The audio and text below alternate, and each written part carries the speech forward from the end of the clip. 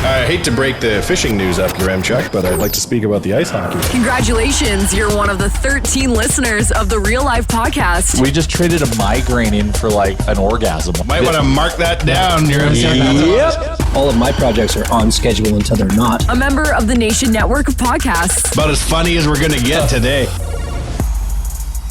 I think this is episode 205, but I'm not 100% sure. Bag Milk probably has the answer to that. Welcome to the Real Life Podcast. I'm Tyler Yaremchuk, joined by Bagged Milk, Jay at the Squire. You can find him on Instagram and Twitter, and Wanye. Should let you know our podcast, as always, brought to you by Japa Machinery. They posted a beautiful photo today of a Caterpillar 815F, and they say it would look great on your job site. And you know what? I agree with him, because the 815F Series 2 compactors are specifically designed for heavy-duty compaction and spreading fill. These guys work at higher speeds than any other type of packers, and it comes with all the Japa guarantees. That is why Japa is your home for everything you need for heavy earth moving. Love it. JapaMachinery.com.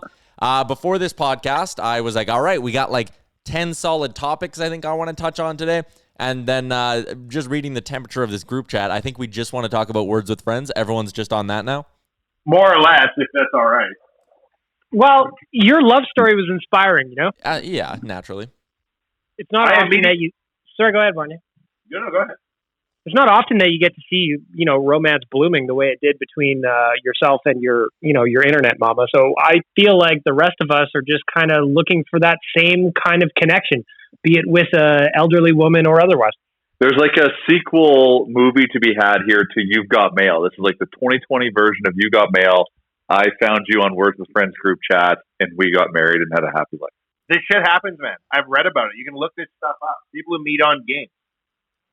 Yeah, I think they start talking to each other, and the next thing you know, you're flying to Boca Raton, and next thing you know, you got a kid and a sister-in-law named Sharon. Well, that's not unlike, it's a little different, but not quite, our friend Jordan Buhat of the show Grownish, who joined us about a month or two ago, and he slid into the DMs of a girl that like lived in Australia, and now they're married. And he was like going to Australia to hang out with her. Like, that's a wild story, too. Mm-hmm. This could be you and your Words with Friends with benefit, as Wanye, coined her last week. Mm-hmm. So I joined Words with Friends, Yaremchuk, to play. Looking for love? Oh. Because as we've mentioned many times, I don't like you, but I respect you. Okay. A, you know more about sports than I do. But B, you hate this podcast, and yet you're in charge of it, which is a fucking paradox it'll take 100 years to figure out. But when you were like, I have to play this lady because I have no other friends in Words with Friends, I was like, I'm going to play my friend. That is ridiculous. You don't have to get sexually harassed because you want to play off-brand Scrabble. So I joined. And I'm here for you, and I play hardcore, and I play to win. Oh, sorry. And I got fucking dealt no vowels and had to pass to start. So fuck you for going first. I'm clipping this because you saying I don't have to get sexually harassed just to play off-brand Scrabble. We're like 3 minutes in, and I already know that's going to be the funniest part of this podcast. Well, we could just shut it down and play Words with Friends. We could. I like I said, we should get like a round robin tournament going in every episode. Everyone has to play someone else on the podcast, and we'll crown a champion. Maybe that's the play, because we're so mad at the Oilers that we just decide to entertain ourselves by playing Words with Friends with all other Oilers fans. We start an amateur Words with Friends ring? Yeah, and just like, what's Oilers Nation about? Mostly Words with Friends highlights. Yeah. I just re-downloaded the app, Tyler. I'm back in. Perfect. Yeah. I'd love to see this. Back in the mix. Yeah, I've got you queued up. I'm going to play a big word on you, I think. The tiles look good, so I'm going to put something big to start things off, set the tone, let you know who you're up against. Have a strong opening shift. Some weird dude that I randomly paired up with in the game. We're like 50 points in, and I look and I see he's got like 7 messages to me in Messenger. Right? And I'm like thinking about your story. I'm like, not today, Satan. I'm not going to have somebody fucking try and sugar daddy me during a pandemic. So I muted him. Oh, you didn't even accept? And he canceled the game. Oh. I was like, what would he have wanted? Like, what? What an odd community this game has. Yeah, I'm not putting my face or name, obviously, on this thing. I don't know why you're linking to your social insurance number and your Visa, but whatever. So I can buy better letters. That's how I win. I bet. Jay has a solver. I do not. I'm just a fucking random. I just absorb as people lay big bombs on me, I just absorb and take notes and say, I'll remember that, and I'll use it when I can. Do you know the three-letter word with Z and X? With Z and X? No. Interesting. Zex? ZAX in some games allows you. I play another off-brand Scrabble, Training for Your MChat. I downloaded that, and I can play it much faster. And there's a ZAX that someone played on me, and I was like, what the fuck? I don't remember being able to play that. But the dictionaries are kind of different between games. They are. Scrabble and Words with Friends have like really different dictionaries, especially in the 2-letter word department. Mm-hmm. Yeah, I'd like more curse words to be available. I think that's important to me. I think shit's kind of the only one. I was telling you when Chalmers set me up with his son because his son's a gun Words with Friends player, and I had the chance to play tit or tits. Oh yeah, and I couldn't do it. I'm like, am I allowed to? Nah. Do I get arrested? Like, what's the protocol here? Get arrested. Hey, Chalmers comes and looks at the game. It's like dick, tits. What the hell? You go to jail for that shit. You get 10 messages, and if you mute them, you get deleted. Yeah, that's surprising that he just deleted you. He was clearly only in this for the friends part, not the words part. Oh, that's heavy emphasis on the friends part, yeah. Bag Milk and I were talking. We had a pre-podcast conversation where no one's listening. It's kind of like this, really, because no one's listening to this either. And we're talking about how social media right now is just getting ridiculous. Like, social media is ridiculous at the best of times. It is not the best of times online. Bag Milk, thoughts? Blurst of times. No, it's awful. It's everybody is waiting for something to get angry about, and that's why I spend my time, if I'm on social, watching dancers on TikTok because they're still pure. Yeah, still a lot of positivity in TikTok still. Mm-hmm. Maybe the Chinese have it right. Maybe we're doing it wrong. Maybe we just want to dance. Do we know what the latest is on that TikTok stuff? Is it getting banned? Is it not? Did Microsoft buy it? What's the word there? They're working through it. I don't know what's really happening. It's in a time where we love to say unprecedented. It's pretty unprecedented for a president to order something like this to be divested. Yeah. And then basically name it's bitter. It's very bizarre. Yeah, bizarre is probably a good way to describe a lot of things. The Columbus Blue Jackets went up 1-0, and I was really fired up because I put money on them. Goal got called back because of an offside, I think 30 seconds before the goal, which is just so fucking stupid. There should be a timer it was on offside. that shit. I know. Oh, NHL, but it was offside. If they enter the zone offside, it's offside. I know. I just wish they could just blow it down sooner. I'm with you. And trust me, I've got the Blue Jackets pom-poms out too, my friend. Yeah, they're a ton of fun to watch. I just segued that right back into hockey, but over the weekend I spent some time watching that Flames and Stars series. I don't like the Dallas Stars. They have some fun players and it's whatever. I'm very neutral on them because, if I was an Oilers fan of a little bit older, do you guys still harbor hate for the Dallas Stars? Absolutely. No. I do. Really? Yes. Yeah. Oh, of course. Early 2000s hatred when the Oilers would meet up with the Stars in the first round and fucking Craig Ludwig of all people. Yeah, man, if I saw Craig him. Ludwig in the street, I'd punch him in the face, sure, but I have no beef with the current day Stars. I do. No. Yeah. Yeah, I'm taking that one to my grave. I feel like I'm out in the jungle fighting a war that's been over for years and nobody told me. You know what pisses me off most about that series? Toby Leader? Well, Cam Talbot? Sure. Milan Lucic. So we have the Battle of Alberta. So I don't know if you're aware of this, but we share a province with Calgary. So there's this huge hatred between the two. Go on. Yes. And, there's a huge competition between the two of us on who's better. We chirp them, they chirp us. And then the play-in rounds show up and we don't and they do. And I watch that fucking series and I see how hard Calgary's playing and I get so fucking mad. So I'm like, if Calgary can do it, we can do it times 10. And we didn't. And Calgary's seen success and that series is turning into a hell of a series. I'm actually surprised. Calgary's had chances to that could have easily have been a sweep for Calgary, which is weird to say.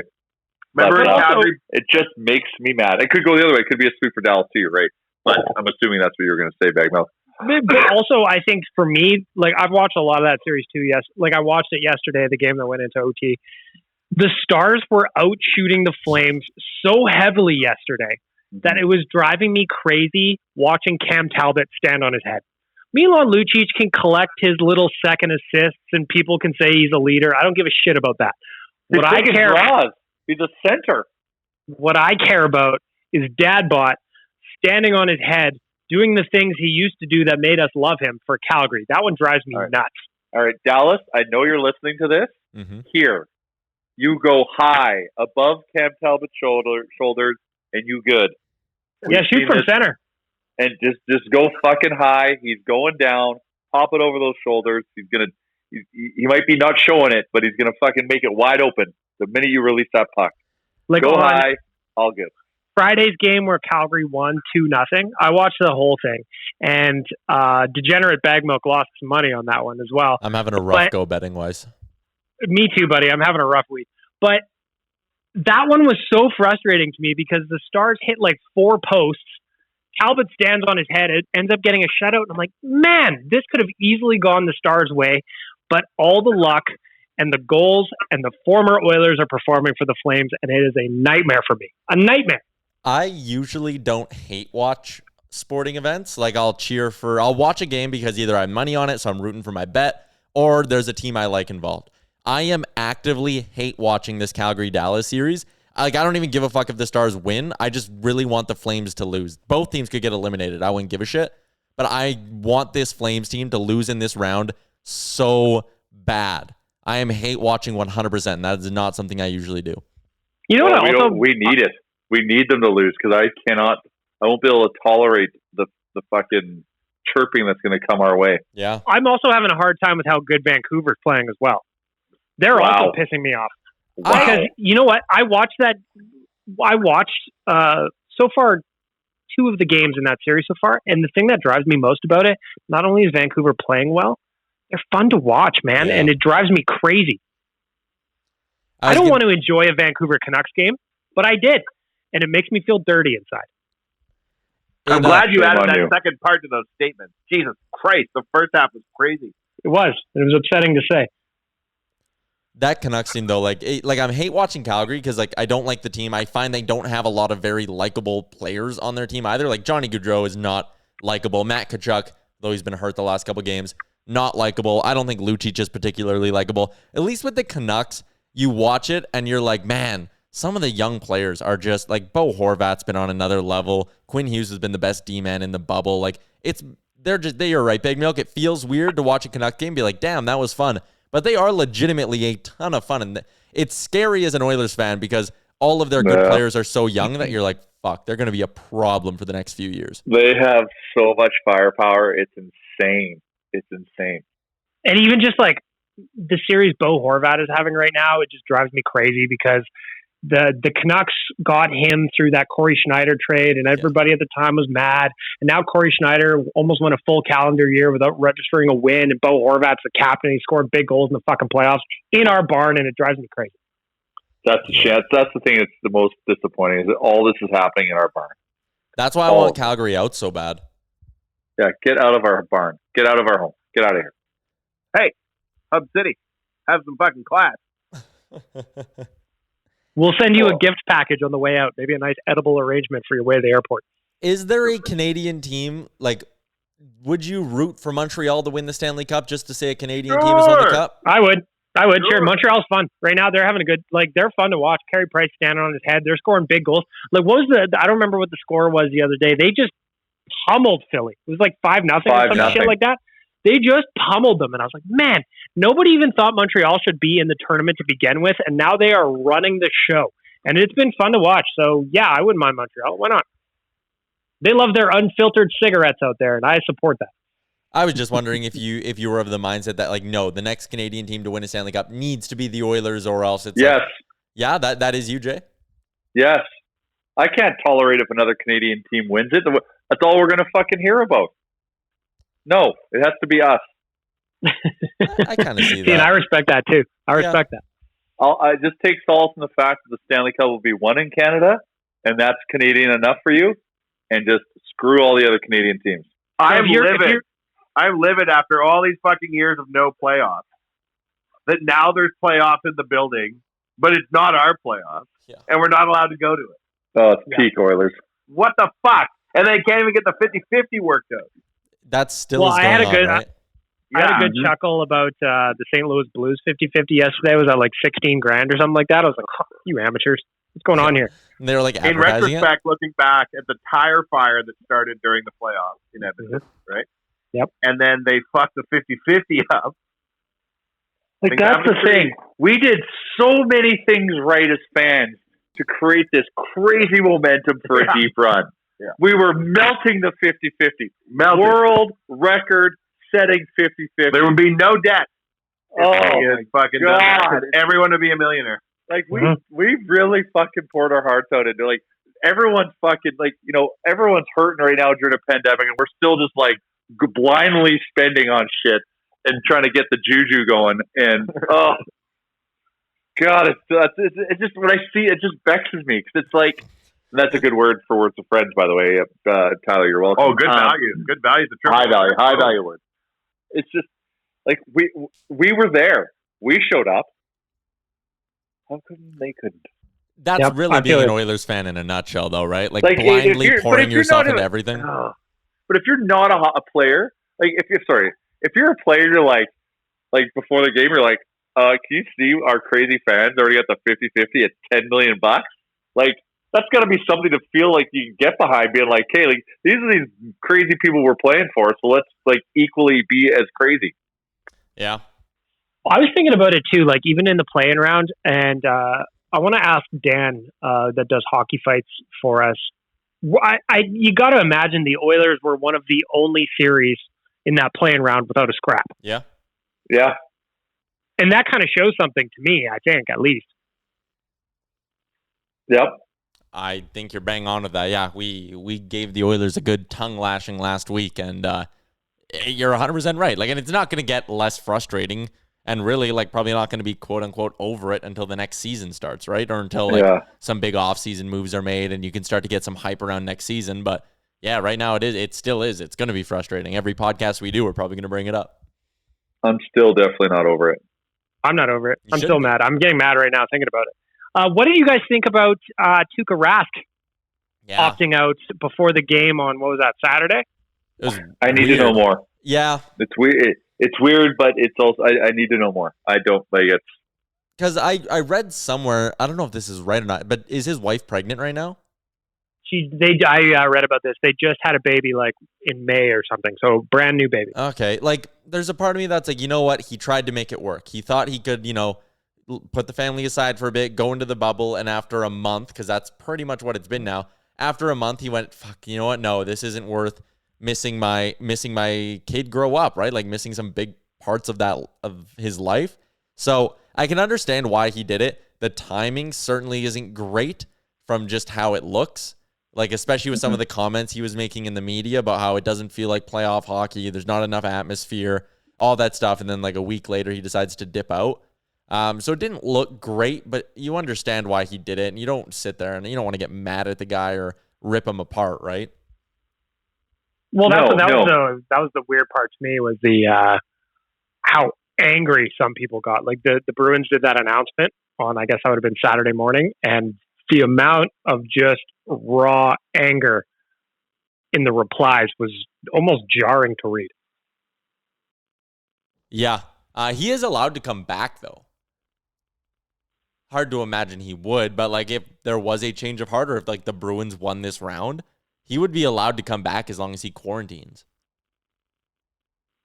Which would be weird. And I wonder if this kind of like opens the road to other players doing the same, because where we're at now, if they reported to camps in July, early July, they've been away from their family and friends and whatever they were doing for a while. So there's got to be some older players with some families that maybe don't have the old minor hockey road trip vibe going on right now that maybe might follow suit. Yeah, I think so.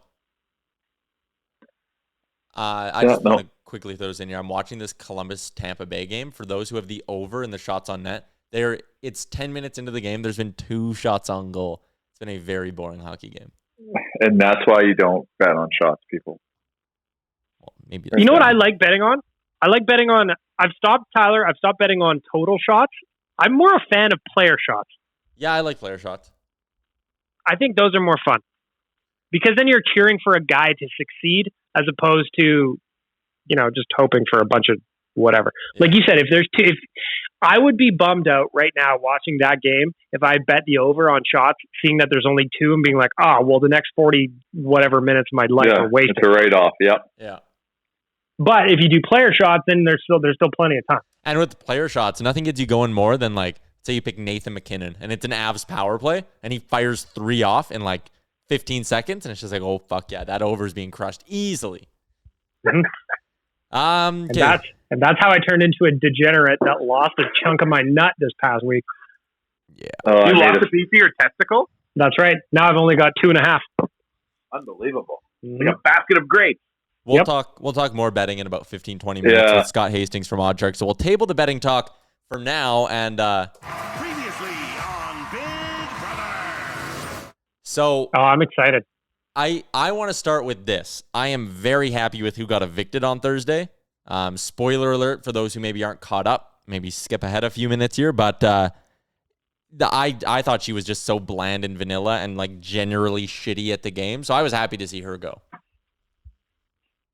I'm still at the phase, so I'm fairly new back into the Big Brother world. I think I'm 4 years in now after a wide gap. I watched probably the first 3, 15-year gap, and then the last 4 kind of thing. So I don't know who most of these people are. So I'm still learning names and shit. The thing that bothers me about early weeks in Big Brother is that, one, I just wish that they would get to making big swings already. I like the safety suite angle. That makes it fun. That's cool. But I think that we're still in the part where everybody's too nice to each other. I'm looking forward to when they start getting angry and conniving and backstabbing. That's the Big Brother I like. That's the best, but it's gotta warm up to that because you can't play your cards too early, right? You can't be a threat too early. You can't put a target on yourself because you could just be easily gone the next week. So it's always kind of run or walk before you run situation. But yeah, it was Keisha.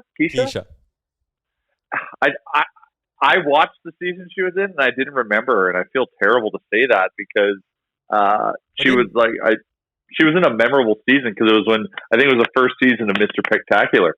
Yeah. But anyways, whatever. I was whatever. Who is the other? David? Is that the guy's name? No, not David. Kevin. Who is that?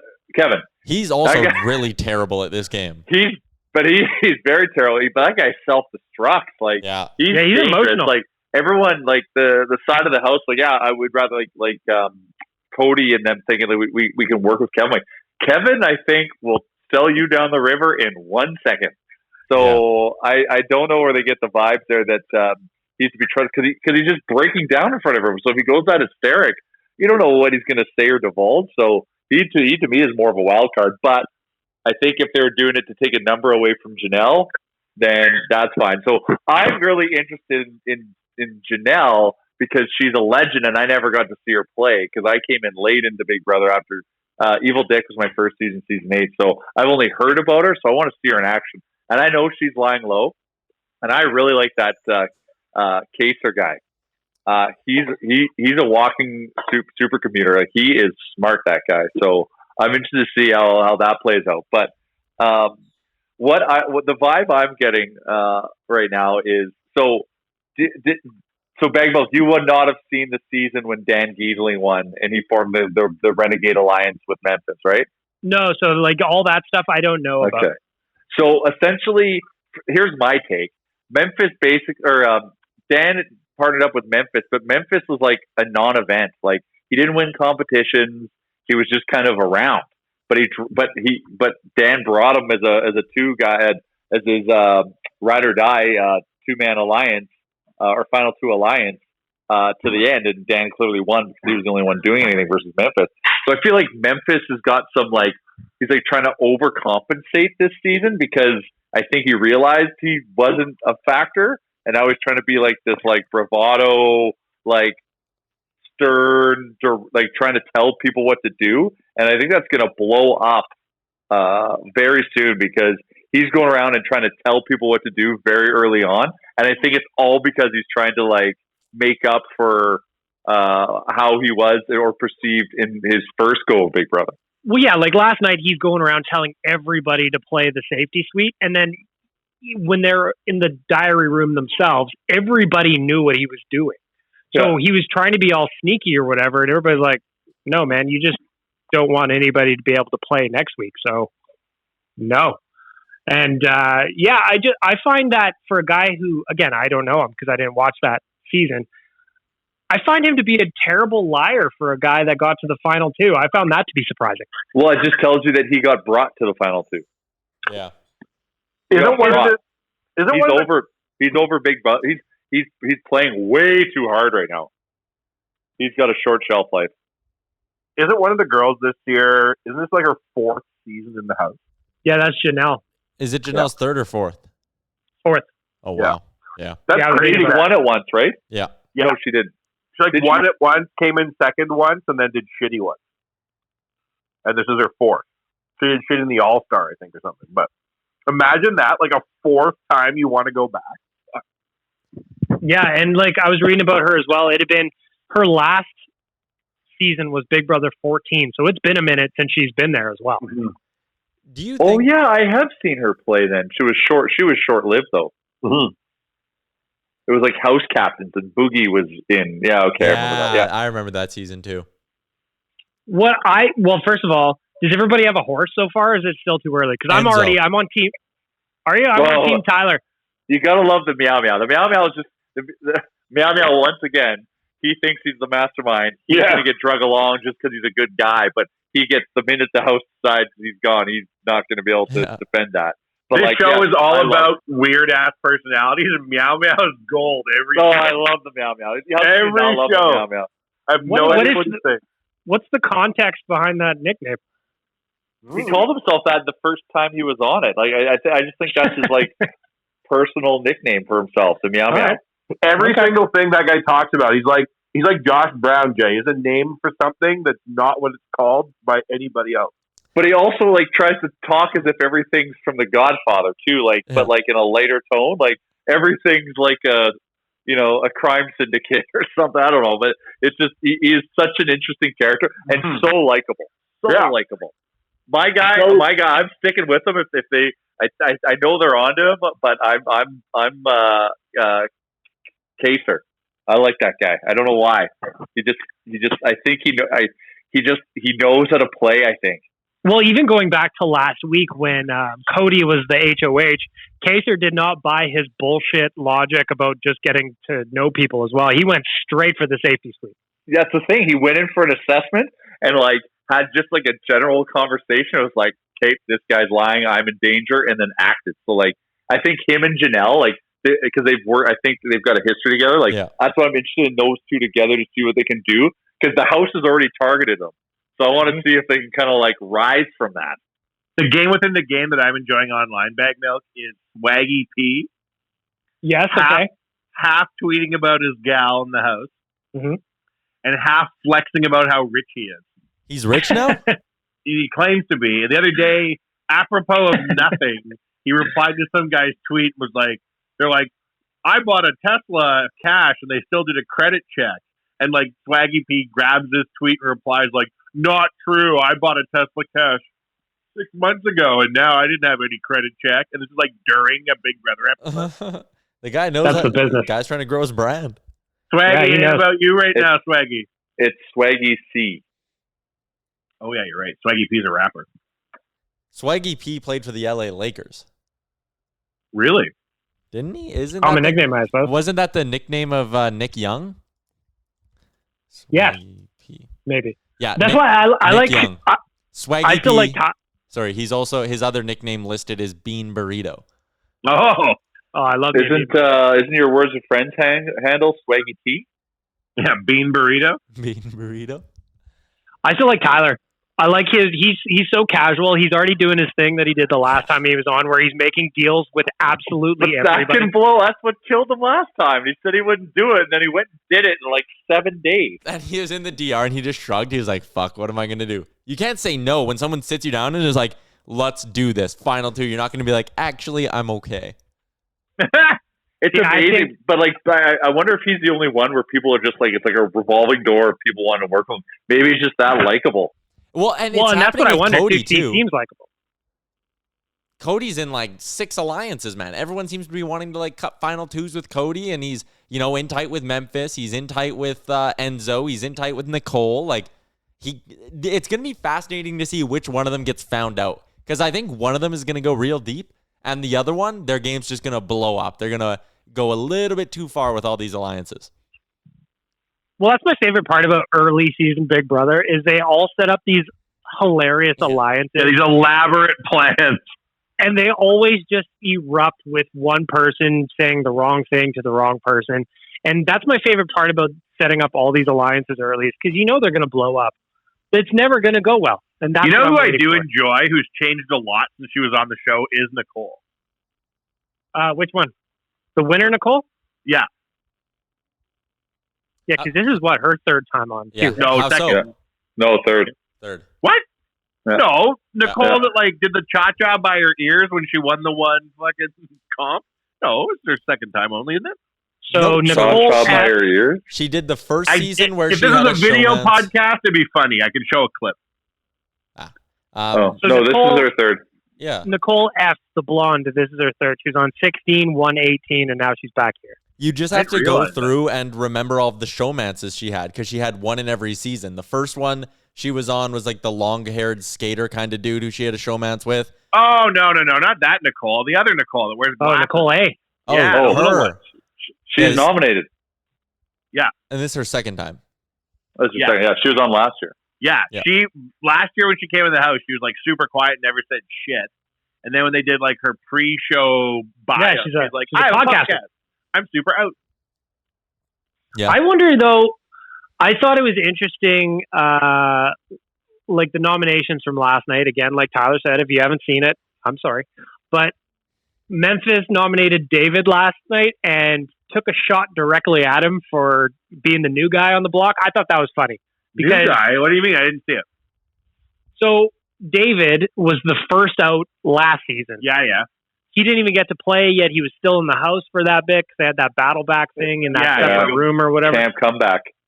And he lost that too. It was Camp comeback. And so they brought him back this year on All Stars, which I found hilarious because how deep was the list for him to get on it? But that's another point entirely. But then last night, Memphis did his nominations. He's like, well, you're the new guy. Let's see what you can do kind of thing. And I just thought it was interesting because he's got an uphill battle because everybody on the very first episode kind of knew who each other were. And they were being like, oh, yeah, I remember you from there. Or they just knew each other already. But he's the only one that doesn't have that. Yeah. But like there's such a delta between like Memphis and some of the new players anyway. So they would know of each other, but like they wouldn't probably have much contact. The thing with David is like I think he manifests this because he talks that he's going to be the first guy out and like seconds within him walking into the house, like both seasons. Like I don't know. He doesn't play a social game. He's like, oh, I don't even talk to him, so I know I'm going to go up. Like, well then. Why don't you go talk to him so you don't go up? Like, why don't you try? You say you're going to try. Like, I think he kind of just like sets the stage for himself to be an early target because is that the camp comeback way, Jay? No, that is not the camp comeback way. Not the camp comeback way. You got to fucking bust your ass until you have those conversations. That's right. Your social game is so important at the beginning. So important. Anyway. CJ, was there? No, Casey. Do you remember when Casey in her season just decided with like 8 weeks left to never lose another competition? Yeah, she won basically everything. She was probably a good time to start trying. I thought Mickey was going to be on the show from last season instead of Nicole, but I think he was too controversial. But yeah, he got too much hate. Yeah, when Casey, like Mickey's performances to me is about as dominant as I've ever seen anyone be, except Casey. Casey's the most athletic person I swear in the history of the show. She is a great athlete. She was great. Remember the one where they have to like go by the comic books and they have to hold themselves on the table? Yeah. That's like one of the most physical competitions they have. And I just remember like she destroyed everybody for speed. Like I wonder why she isn't on it, or a guy that I've Casey's on it, isn't she? No. Like another guy that I'm wondering where is he is why is Paul not on this season? He had a bunch of shit happen out of the show. Oh, really? Because like all I could. That's too bad. Because all I could think about is he went final 2 back-to-back years, lost both times. He seems like an obvious one. Yeah. Well, that second time he went to the finals, though, that was such a weird-ass season. That was the one where Nicole F. came back again. And remember, all the newbies just loved Paul. Like, he never went on the block. He never had to even sweat a little bit. All the newbies just fucking loved him. Yeah, he was like, they were like starstruck by him. Yeah. Just doling out friendship. Yeah. Yep. Friendship for everybody. I liked him his first season. I didn't like him his second season. If you were on Big Brother, your M-Truck, what would be your strategy? What would you try to do? Like the part of me that has watched the show a lot would know that my strategy should be to like lay very low, play a good social game, pick your competitions very carefully that you actually like, bust your ass and try and.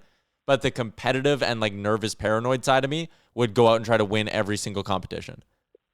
Like that would just be my strategy. I try to win every single competition. I try to keep as good of a social game as possible, not get in fights or anything like that. But I know, but you'd like, spaz eventually, right? At some point. Eventually, I would lose my shit on someone, especially if I was winning HOHs. Like, if I had 2 or 3 HOHs under my belt and someone was pissing me off, eventually, like, arrogant. I wouldn't fight them, but I'd be given, like, the arrogant, backhanded kind of nomination speeches and shit like that. That'd be me 100%. I could see the minute you had a household, your enemies, you'd be like, line them up. Yeah. What would be your strategy? My strategy, if I was in Big Brother, would try to have a personal connection with every single player. And just try to be like, you know how sometimes on seasons, like Cliff, right? Yeah, Cliff's great. Cliff, like everybody loved Cliff. And everybody loved Cliff, not because he was playing a game or anything like that. Cliff was just like a genuinely good human being, and it came through in the show. I am not genuinely a good human being, but I would pretend to be one and go all the way to final 2. And they'd just be like, that one, yeah, he's so nice. He makes everyone breakfast every morning. And I'd be like, that's the way we do it on the ranch back home. But there is no ranch because it's all fake. So you just make up shit about yourself to sound more likable? Super friends. All fake. When you get out, they're like, what do you mean he doesn't have 3 kids? What do you mean he wasn't born in, on a military base in Germany? All of that was fake. And I'm like, Kaiser Soze, bitch. I was just going to say it all unravels like the end of Usual Suspects. And then I pull my mask off in the finale to reveal I'm Julie Chen. Oh, I know, right? And then they're like, the end, best season ever. And I'm like, whatever. Wow. Oh, yeah. That's how I'd play Big Brother. If as Julie Chen actually went in to do a season as Julie Chen, would anyone get her out? You would find out quickly who Julie Chen really is. I like snarky Julie Chen. Yeah. Julie Chen now is a lot, if you watch some of the older seasons, she's a lot more like loose and like giggly and shit. Before she was very robotic. She'll give house guests like fucking. She'll talk back to them and shit. Like it's hilarious. Yeah. Oh yeah. Yeah. No. I love Julie. I love Julie Chen. Like I love when she gives them shit and stuff. Even just when they come up with some of the highlights from past seasons that some of these players, because it's the All-Star season, have been on. She's also immortal, as far as I can tell. Oh yeah. Oh yeah. All it changes is her hairstyle and her outfit. Oh, yeah, she's got to maintain the trends, man. Yep. Unbelievable. Who's your horse, Jay? Who would you? Jay, how would you play Big Brother? I would like similar to you with less lying. Just really focus. Really focus. With less lying. With less lying. You don't want to meet my kids. I mean, by all means, fine. Yeah. Strong social. I would fight the urge to try to compete. Not saying that I would win everything, but I could have a chance in some of these things. Try to delay the release of that, similar to Casey. I think just if you're just working the room and just being a good person and just try to come off as like happy-go-lucky and not the biggest thing is you just can't appear as a threat. Let the people that want to be alphas so bad be alphas and draw all that fucking attention first, and then just quietly take notes. And then systematically take them out when it's time. I think that's where I might be okay if you threw me into like an actual season of Big Brother because I'm like baby faced and fairly innocent looking. I think people would be like, he probably can't do anything because he's like 22 and looks like he's 8. Mm-hmm. That's why I like Kaser, because I just think he's honestly just analyzing and he's putting together a fucking plan the minute he can action it. Right now he's still in his discovery phase. Like that whole interaction with Cody, I was just like, holy shit, like How did you get that? Like, that's where I'm not at his level. Like, I wouldn't have that conversation with Cody and not feel like I was in imminent danger. Where he's just like, nope. This is like, the way he can read people is amazing. Don't you think it'd be amazing to have a one-on-one with Cody if you're in the show, Jay, and you sit down with him and you're building trust up, and you're like, oh, you have a brother, Cody, named Walt? I have a brother named Walt, too. And you tell him all this stuff about your brother named Walt, and then one day when you get him evicted and he's on his way out with his duffel bag, you lean in and you say in his ear, there is no Walt. Wow, that's great television. Unbelievable! Everything you tell everyone's a lie. Risky, though. The thing is, it's great television if you can keep it up. If you've got like 10 lies on the go, tell everyone the same lie. Everything. Then everybody gets to hear about your brother Walt after that. Yeah, I like this. I think I would want to go. I think I would want to go full sociopath. It's Kaiser nobody Soze knows mode. who I am. It's Kaiser Soze mode. That's the way you do it, because then you're fluid. You can be anything you need to be. Then you got to make sure you are dialed in. Like, you got to be in lie mode at all times, because the minute they catch you off guard, and if it's just as simple as lying about someone named Walt that has nothing to do with the game, you're gone. Of course, like but Walt's my brother. He's a good man. I told you about his club foot, and then you kick him out. You're like, he doesn't have a club foot. Yeah, it's like on the exit interviews, like when they're like, "Do you want to see your goodbye messages?" And then there's one name like, there is no Walt. Yeah, they're following things with my life for a lie. And then they're like, who were we in the house with for 90 days? And then you never come back. You never do like the reunion parties or anything like that. Like, you're just never to be seen. You should do that, actually, Wanye. Go on the show as your government name and all of that. Make up all of this shit and then never show up to the reunions and no one would ever know who you are. Don't you think that'd just be the fucking all-time best playing Big Brother? Is the Kaiser you can pull it off. Like, I'm just saying, you're setting yourself a minefield all throughout the house. Then if you fucking are just not paying attention for 1 second, boom. If you had nothing else to think about but Big Brother, like, you literally couldn't think about anything outside of the house because you can't do anything about it. You could spin a Kaiser Soze tale. I don't know. I think you could. Well, there's been mild versions of that where people lie about what like their but like when you lie to somebody, right? If you say like, Janelle, you're such a bitch, and then you're like, I never said that about her, you'll get caught, right? Yeah. But who's made up fictitious bio shit? Derek won a season doing occupation. Yeah, but it's just about his occupation. Yeah. He was essentially a detective. And he told everyone he was like a teacher or something. Oh, he's a police detective? Yeah. Oh, shit. And he systematically won. He won the game and he never got nominated once. Is he that kind of nerdy looking little guy? No. This is from a past season. This is Derek. He was the big guy that won the season. He went all the way to the final with Cody. Who was the guy this year in the intro bio was wearing like a little dress shirt? He had kind of like brown hair. Yeah, the guy that beat Dan. Yeah, that's right. He's funny. Fuck. Oh man, I had something else to say now. I totally blanked on it. It'd be great. It was about that. It'd be great if you went into the Big Brother Canada house, Wanye, and the whole time we have to like spin lies on this podcast about where you are and why you aren't doing the show. Big Brother Canada. I wonder if it's ever going to come back. It's coming back. It is coming back. Yeah, I saw they're coming back. Arissa Cox is going to be the new executive producer, actually. Who's the new host? She's also going to host and executive produce. Oh, God damn. Oh, wow. She's going full Ryan Seacrest. Yep. Oh, absolutely. PJ. All right. As I do, guys, I'm going to spin this back to sports. Actually, I wonder if do you think Scott Hastings watches Big Brother? Let's ask him, see if there's any odds. I'd love some odds on this. I need some action. Scott Hastings.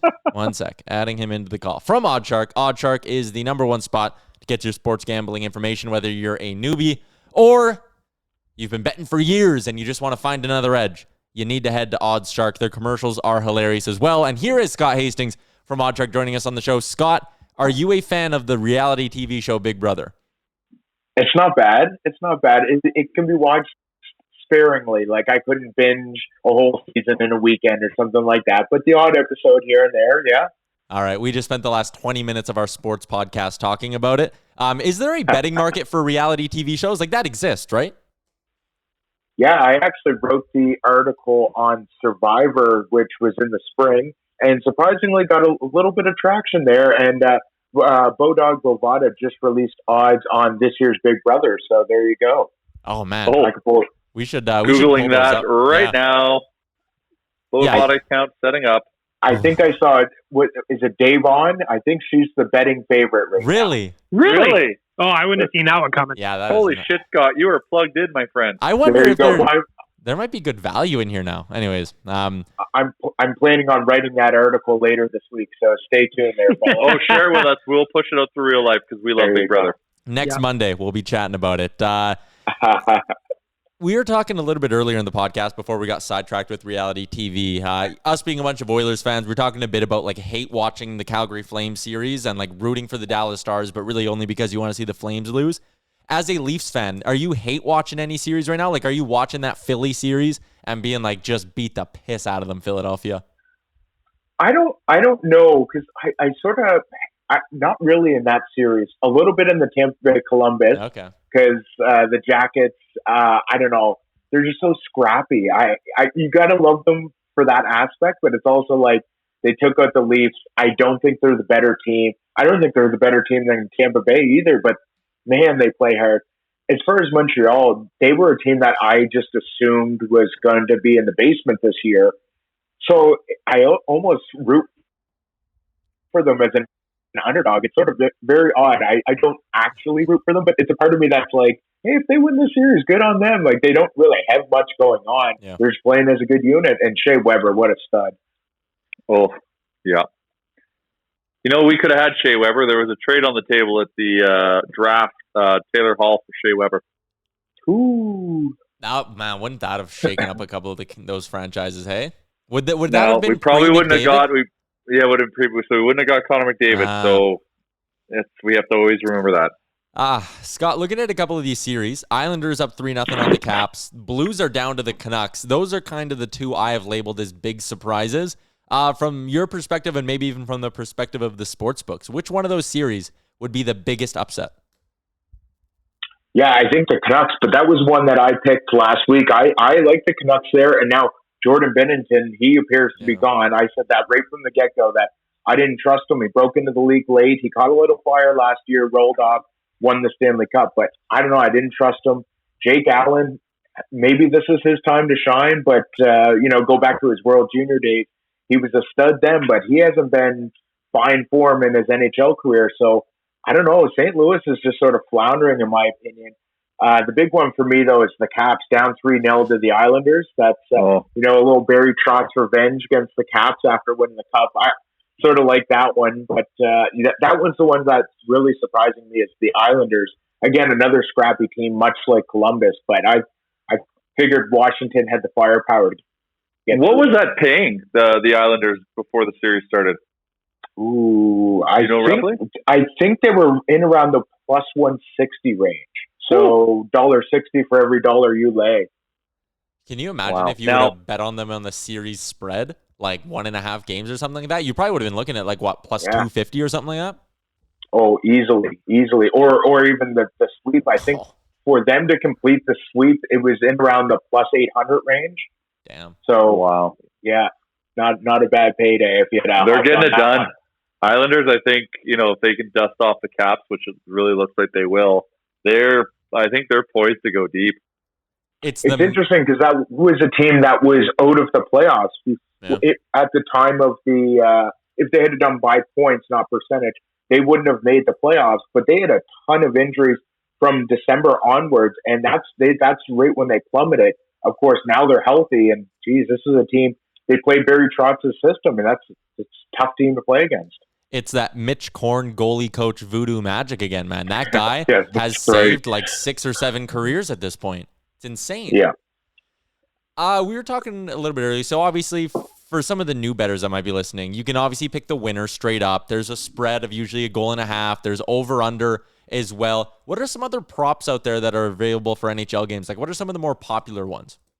Yep. So you can do all those, what you just mentioned, the puck line, which is the spread of 1.5 goals. You can pick the straight up winner totals and all that. But you can do that for every single period, which is intriguing to some people that can't wait 3 periods. They want to get their fix on with that first. Yeah, that's right. Well, the Blackhawks, I believe it was last year to start the season, had gone over in the first period, the first 20 games of the season. It was a ridiculous run. So you can find some interesting trends there that are. I'm not really for the quarter bettors for NBA or period bettors, but some people are right into them and they have success. I like a little bit of player props. One of the ones that I rode hard in the season was Austin Matthews over 3.5 shots. And it hit in like 37 of 47 games. It was just absolutely lightning. And it came in around minus 150. So it wasn't a huge value play, but if it's going to hit, I'm going to take it. One of the ones I was looking at for the Boston-Carolina series is Brad Marchand versus Sebastian Aho, who's going to get more points. And so it comes in at Aho is about plus 150, Brad Marchand plus 125, or a tie is about 135. Marchand's got 2 points in every game this series.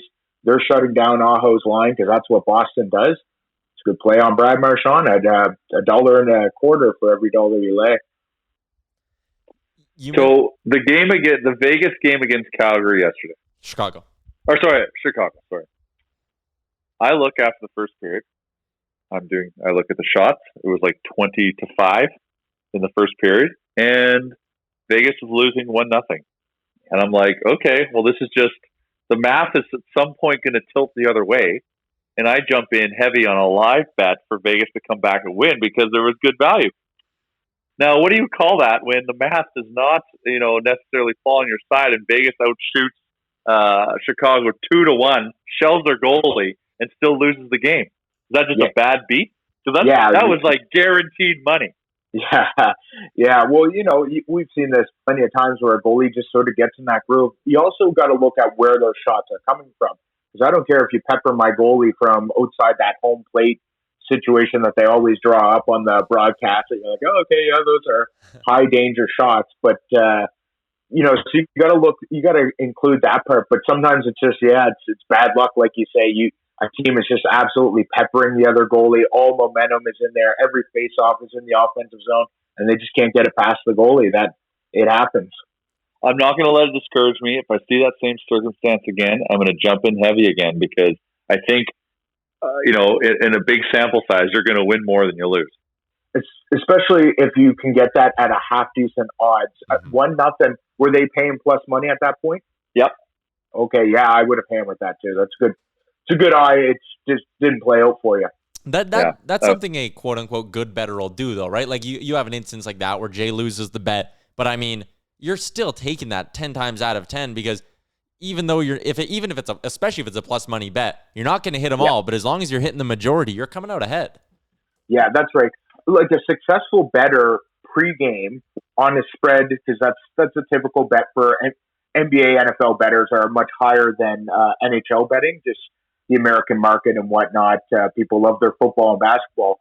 So using that, it's usually a minus 110 either side on a spread. If you hit about 55% of your bets, you're a profitable bettor. So just put that in perspective. Yeah. Just about half the time, if you can hit your spread, you're a profitable bettor. There's a lot of not profitable bettors out there, though. And that's why Vegas has so much money. Yeah. One more hockey one for you, Scott. Looking at some of the series right now, the series prices are always adjusting based on who wins games. Is something we talked about last week. Is there one series out there right now where you're looking at the series price, maybe the team's down 2-1, maybe the series is tied 2-2 like it is in Calgary, Dallas. Is there a series price out there right now that you look at and go, that's the best value? Yeah, I think the ones that would really stand out to me is Columbus. I don't know what they got in. I don't know what they're doing, but they are just so scrappy. And to get them at plus money, I don't know what it is. They matched up well against Tampa last year, swept them. They beat the Leafs, a very similar style of game. So Columbus as a plus money is a very intriguing one. And if you were big on the Blues to begin with, and you think that they can shake off the rust, go with Jake Allen, start rolling, that top line started to click there in that last game. So or yesterday, I suppose it was. So if you think the Blues can make a comeback, they're also offering plus money. So that could be another one to hop on. Well, St. Louis is interesting because that was a huge win for them yesterday, and they're playing less than 21 hours after that. Like, that momentum might still be fresh and with them going into that next game. So that might be one that's worth looking at, actually. The one thing I wonder about that though is Jake Allen hasn't played back-to-back games or like back-to-back days since like 3 seasons ago. So I'm just very curious on what you're going to get out of that. I don't know. That series is really intriguing. I thought Vancouver would win it, but it could come down. That could be a game 7, no problem. Yeah. That'd be unreal. The last one for you. I saw you were tweeting out some UFC picks on the weekend. You mentioned, NFL, NBA are kind of the top of the popularity there. NHL lower. I'd imagine baseball is probably somewhere in the middle. Where does UFC kind of rank in terms of popularity on the betting market? Yeah, so we actually got some numbers from one of the sports books today, and UFC, I believe, was 3rd on the list behind MLB, NBA, then it was UFC, and then NHL, I think, was the top 4. So it's sort of dependent on the card. Of course, this past weekend was a pay-per-view, so that'll be rated a little higher. Of course, if Conor McGregor is in action, the numbers go through the roof. But if you're just talking a typical fight night like we're going to have this weekend, it's going to be sort of mid-range, lower behind the big 4. Interesting. Well, unless one of the other two have anything else to say, Scott, I really appreciate your time as always, man. Enjoying doing these chats. Look forward to a week from today. Excellent. Should be some shakeups in the series. Enjoy it. Yeah. See you, Scott. Thanks, care. Scott. All right, there you go. That's Scott Hastings from OddsShark. Absolute beauty, helping us smarter, helping us make some money here as well. Hopefully, I need a good week here. I need a real strong week. I'm hoping for a bounce back after a tough weekend. Jay, bag milk, guys, anything? Well, I was just kind of sitting there listening through that segment because I'm the new bettor on the podcast here. DGen bag milk in full effect. So it was just kind of interesting to hear some of the some of the insights from somebody who knows what he's talking about, right? Like I'm a very much bet with your heart kind of guy. I hammered Dallas on a regulation win yesterday. Obviously, I lost that one, but you know what? It definitely adds a different layer to watching sports, doesn't it? Oh yeah. Oh, 100%. And trying to figure out. So what I was doing for a minute during the play-in series that was actually working for me is I was just betting on regulation wins because a lot of those series, everybody was plus money on both sides to win. So I looked it up, and there's something like 78% of playoff games for the last 15 years end in regulation. So that was my strategy, and it worked okay. But now that everything's flipped a little bit and it's not everybody's plus money, I can't do that anymore. Yeah, like you are starting to get Vegas won't be plus money. Colorado wasn't plus money today either. That's when I get a little bit more tempted to take the puck line, which can be absolutely heartbreaking at times. But sometimes the puck line... what is the puck line? I don't even know what that means. They have to win by 2. Yeah, you're betting on them to win by at least 2. Oh, okay. So like you're basically But it plays on... juicy odds sometimes. Yeah. Well, because sometimes I'm looking at, you know what, even just... It'd be fun just to kind of bet on the score sometimes, because if you ever hit a correct score, the money on those is obnoxious. Oh, now, yeah. Obviously, the chance you're of playing doing a it different is game there. Well, yeah, that's when I go full DGen bag milk, and then you guys won't see me for a little while. You know what I mean? I think the play with that would be to do some research. Like if you know, for example, the Oilers, you watch them all year, you study them closely. If you know, like, hey man, they're winning a lot of games this year, either 4-2 or 5-3. Then every game, if you just go put like a quarter of a unit on those 2 scores, maybe by the end of the year you would come out a bit ahead. I don't know. Yeah. I also, you know what I also like? I also like betting on guys to score. You know what I mean? Yeah. That one's a fun one to me. Yeah, I can get behind that one. It's like that's like the horse races. You're betting on a horse. Well, yeah, that's just it. And like some of these guys, like I hit a couple of times in the Vancouver series. I bet on Bo Horvat to score one game. I bet on Elias Pettersson to score one game. And it's just kind of like, you get a vibe, I guess. I don't know. Yeah, 100%. I'll tell wonder you, what the math next. You know what I'm going to ask Scott next week is for a guy like Ovi, right? If you were to bet, say, just $1 on him to score every single game, would you come out ahead on that? Because he hits close to 50 every single year. But the odds, right? It's what they pay out, right? So, what are you getting back for that $1?